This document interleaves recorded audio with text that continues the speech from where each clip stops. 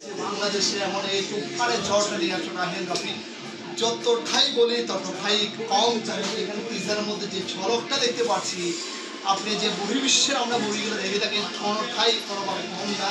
যদি কেজিএফ বলি বা সালার বলি অ্যান্ড হলিউডের আরও অনেকগুলো মুভি নিয়ে কথা বলি, তাহলে এই মুভিটির সাথে যদি কম্পেয়ার করে আমরা প্রাউডলি বলতে পারি আমাদের বাংলাদেশেও তুফান আসছে।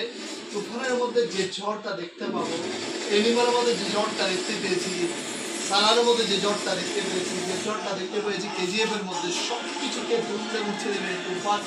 এই তুফান একটু ডিফারেন্টলি প্রেজেন্টেশন বাংলা মুভিকে উচ্চ অন্য লেভেলে নিয়ে যাবো আশা করছি।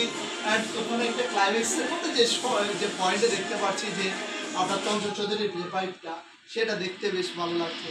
তুফানের যে এই ঝলকটা, খুব ভয় পাইছি রে।